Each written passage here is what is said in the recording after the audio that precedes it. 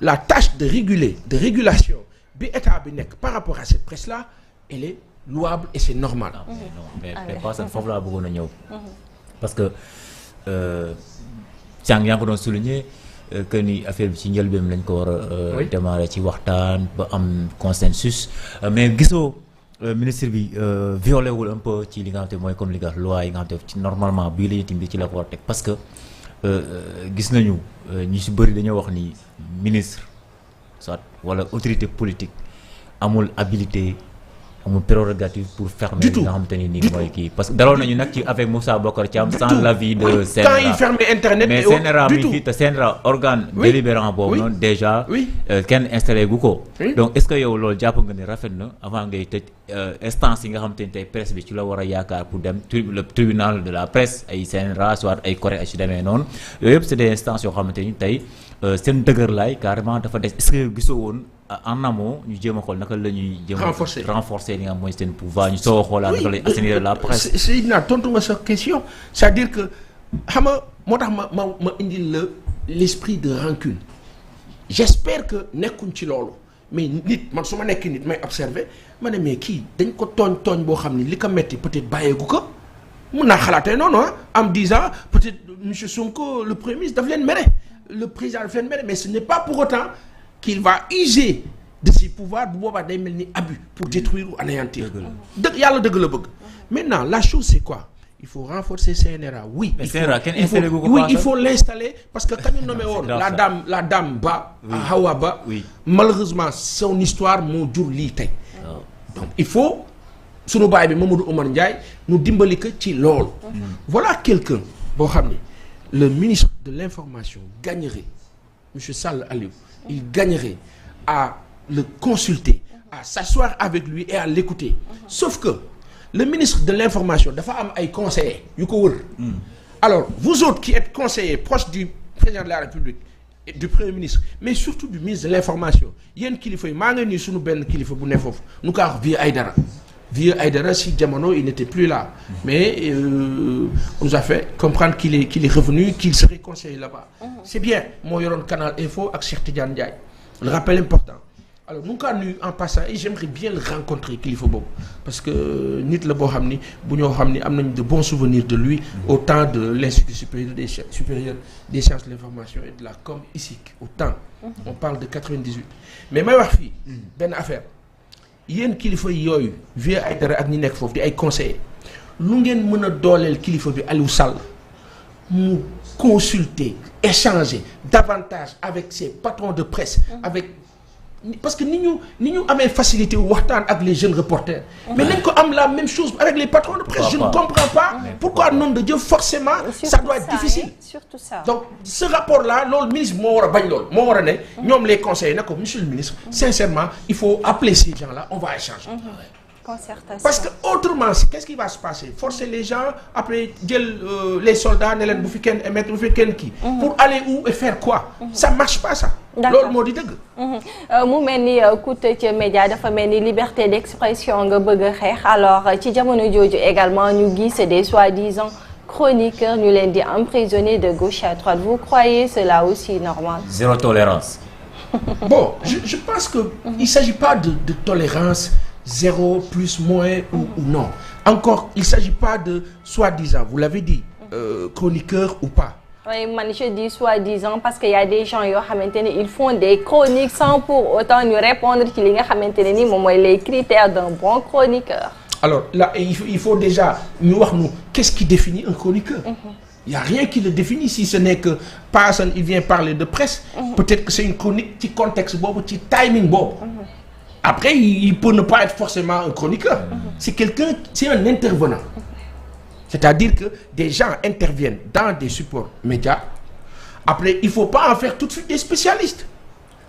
loolu benn la quand quelqu'un intervient dans une production de façon hebdomadaire il n'est pas forcément un chroniqueur c'est un intervenant dans cette émission-là donc loolu benn la beneen bi moo di ne si des gens sont dañ leen a téye parce que voilà muy citoyen simple muy journaliste muy un agent quelconque de quel service d'un quelconque service dafa am loo xam ni moo di teggin kersa worma yar sax ak am loo xam ne moo di sax plus nité. Maintenant qui a été arrêté? Pourquoi? On se pose la question. Qu'est-ce que cette personne a fait? Après, en rentrant dans le ou les détails, on se dit sur un cas X ou Y, il y a N circonstances qui ont causé ou amené à cela. Je ne pense pas qu'un journaliste crédible, normal, tey jii nii woo nañ ko fi jàpp ko fi, je ne pense pas amu fi. Benn sous Macky Sall ñaata journaliste lañ fi jàpp ci lan ñàkk d'accord ak nguur, mais ñàkk d'accord ak nguur teg ko ci ay faits, pas teg ko ci sama xalaat. Mën naa bañ a d'accord ak nguur, mais du ci sama xalaat forcément laay ñàkk d'accord ak moom. Non, dama naan lii ak lii def nañu ko tegul ci yoon. Nit ñi xam ne li nga wax dëgg la, nguur ñëw na la coppet. Bokkul ak ki nga xam ni dafa ñëw ne man ànduma ak ñoom te dinaa def lépp pour que ñoom ñu bañ a exister. mu jaral la lu yoonu ak lu yoonuwul nga nesa. Ça c'est un problème. D'accord, c'est bien. Effectivement yaa ngi wax sànq lu parce que journaliste moom man pour man sax waruñu ko tëj parce que vérité la ñu wax dañuy relater les faits bruts. Loolu je pense que bu fekkee ni lu am la mais information malheureusement puissance la ba am arrangé ñu bëri mais juste dañuy ñëw aussi ci ba tey ci fenêtre boobu la ñuy nekk ci fonds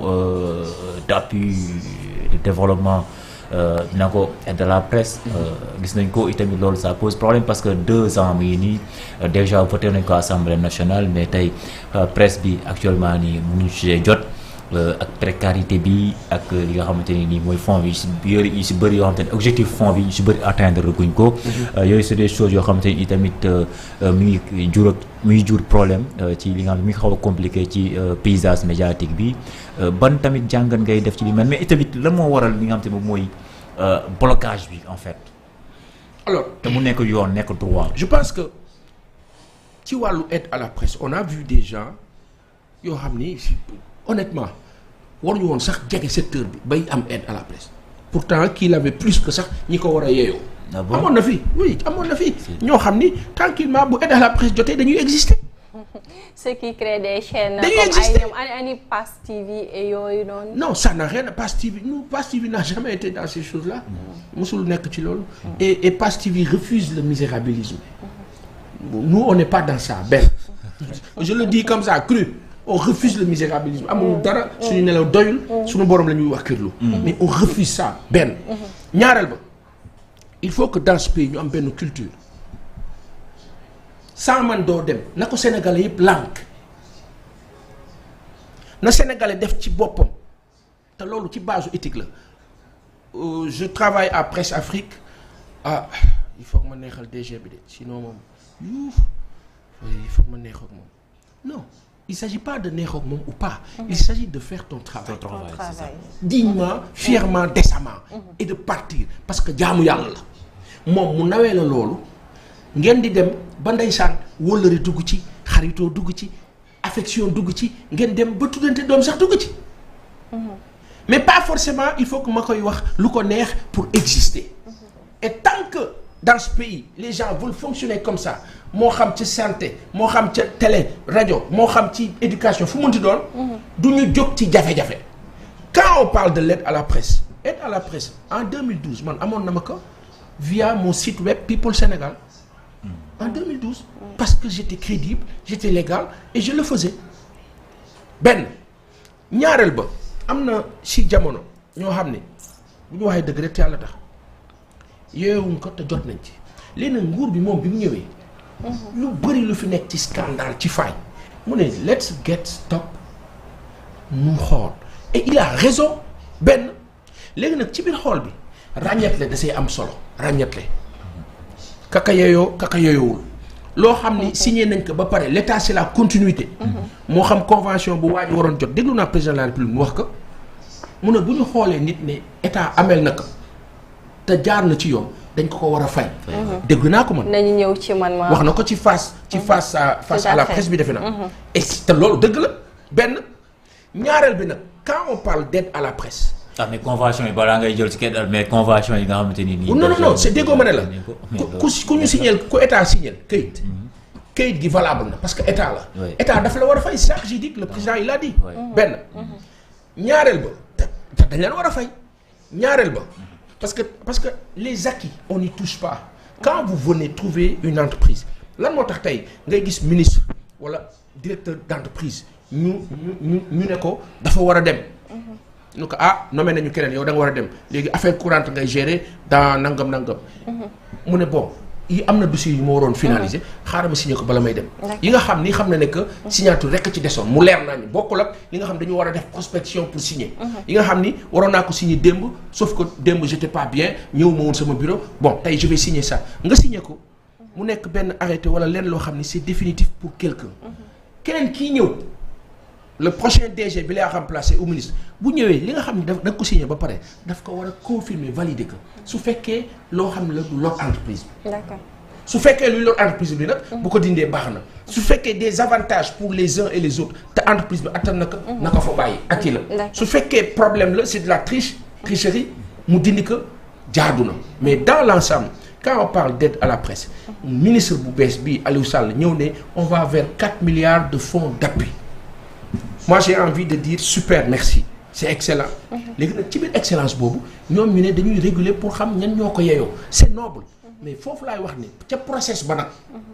da ngay ne arrêté tout de suite dañuy nangam foofu lañ jumte bi ne te foofu la ñu war a def attention. d'accord Seydina xam naa ñu dem un peu plus rapidement ndax waxtu mi.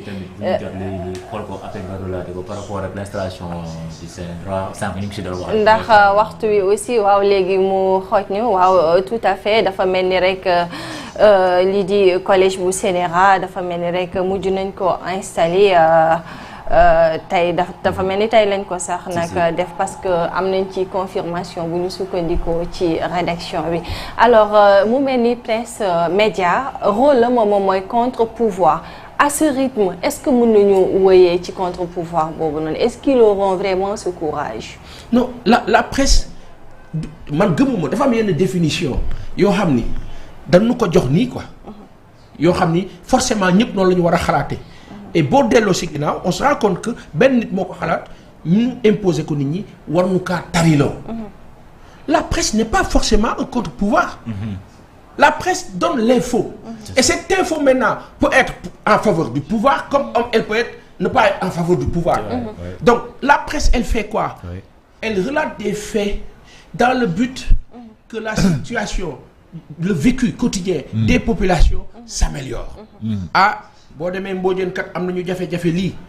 on donne l'info pour que nguur gi taxaw si boo demee kat attention suñu tali yi trottoirs yi bëri na ay problème nguur gi uti solution. Ce n'est pas parce que ok d'accord ma nguur que je vais me réveiller à chercher la petite bête non par contre si la petite bête tombe on vérifie on se rend compte que c'est un fait il faut la relater donc la presse là li ma si gëm man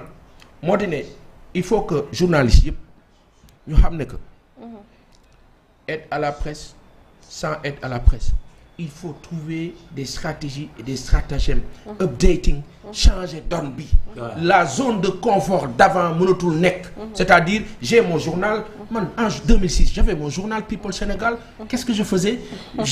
j'étais à ma rédaction je sors je vais à l'impression je quitte l'impression je vais à l'agence de distribution ADP je quitte là-bas je vais voir ñoom Lam et les autres les vendeurs à la criée ma jox leen astour ba ma yoree je tirais 5000 exemplaires